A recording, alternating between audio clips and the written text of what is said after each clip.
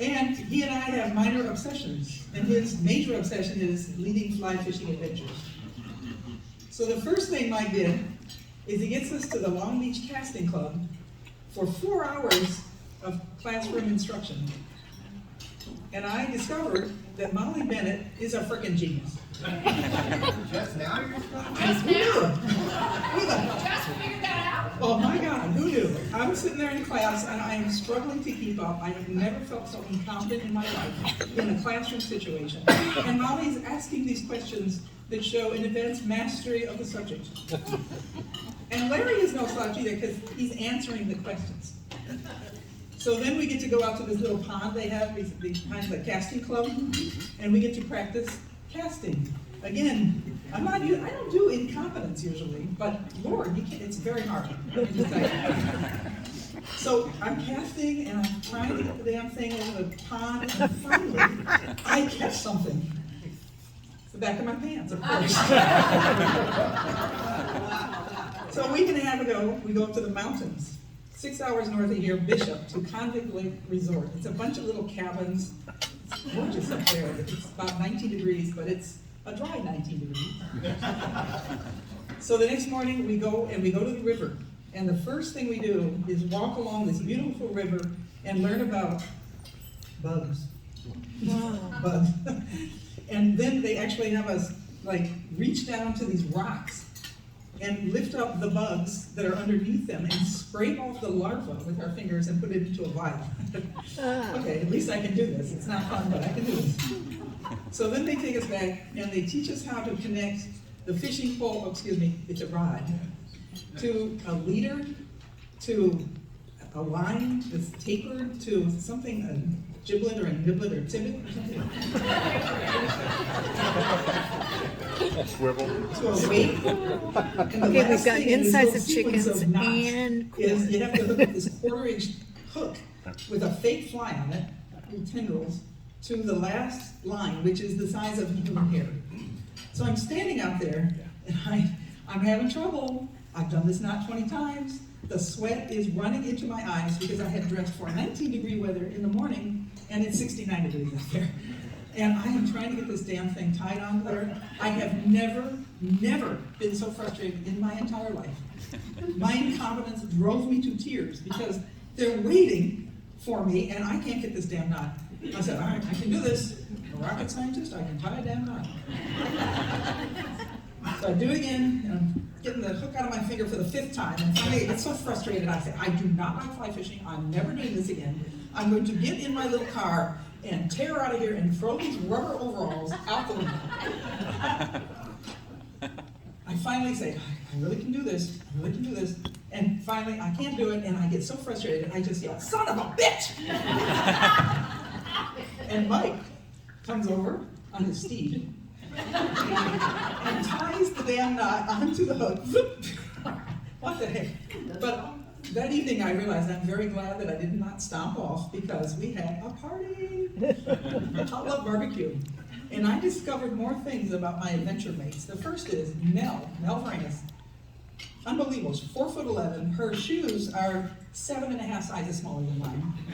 She just sits there, very quiet, doesn't say anything, but takes it all in and fits it all into very complex cognitive structures and knows everything about everything. If you're lucky enough to hear her say something, she'll put out the most pithy, insightful comment. It's like, yeah, what she said. I call her the Uber ringer. She's amazing.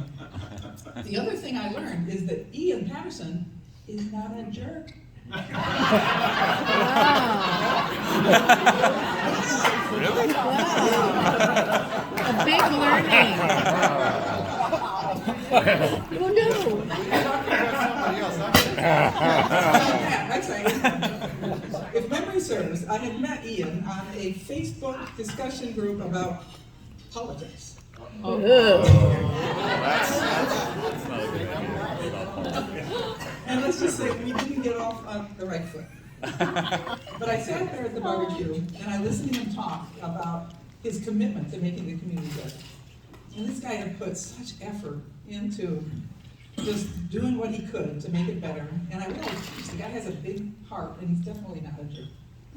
Yeah.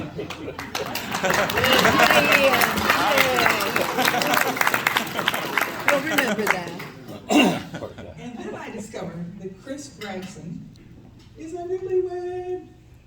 And we're out on the porch of this cabin, and it's cold, but we're all bundled up like Nana of the North here. And we're looking at the stars, and you guys know that stars in the mountain are awesome. I mean, you can see the Milky Way galaxy.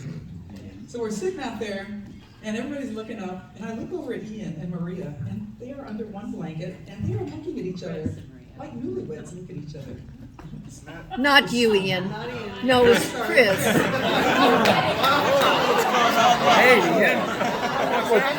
Now he's under a blanket with someone else's wife. Yeah.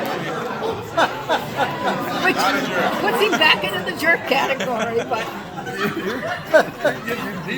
Wasn't me. I said it was a party, and I have a vague recollection of whiskey being there, but my memory's a little fuzzy on the subject. yeah, no. Nevertheless, newlyweds, it was very sweet. I haven't seen that look in a long time, so it was very nice. So the next day, Dennis says, I gotta hurry up. Next day, we go out to the river, and we get a full day of fly fishing. And I, smart as I am, dressed for 69 degrees weather. I wade into the water, and then I realized it is snow melt. The water is 40 degrees.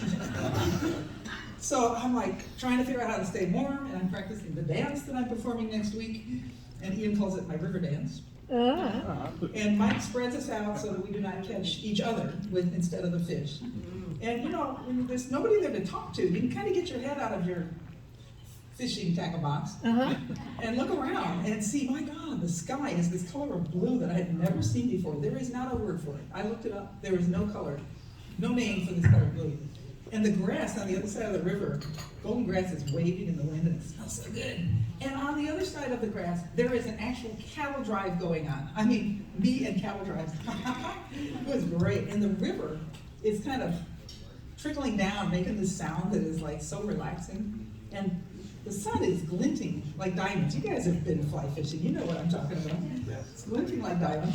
And these disgusting bugs, I thought they were disgusting, they're just leaping out, little ballet dancers, maybe a half an inch over the surface of the river. It's really neat. And Mike runs by and says, those are fish! So, all right, I burst into action. I'm casting, I'm trying to get this thing, and I finally land a fake fly near this trout. Now, this trout, he knows that we are operating under the Marquis of Queensberry rules of fly fishing, which is no barbs on the hooks on the Kern River, and if I catch the damn thing, I gotta throw it back. So, but he's a gentleman, and he deigns to grab onto my hook, kind of, and I'm thinking, woohoo, I caught a fish, first one, and then he spits the hook out. So I gotta tell you, for me to go from the depths of the most frustrating incompetence I had ever experienced in my life, in tears, to the exhilaration of Mike running behind me, no, do this, do that, and locking battle of wits with a fish who won the battle, by the way. For me to go from there to there, I discovered something about myself. I can do that in 20 hours. And that's kind of helpful to know. But, I gotta tell you, I joined Rotary for business connections and service opportunities. But we all know the little secret about Rotary, don't we? It's about the people. And I have sat with all these adventurers at lunch. I've gone to service events with them. I had no idea. I discovered things about them that were so wonderful. And I discovered a little bit about myself too. And I invite you the next time to come along on our adventure and get to know your fellow Rotarians and discover things about yourself. Come on our next adventure with us, okay? Thanks.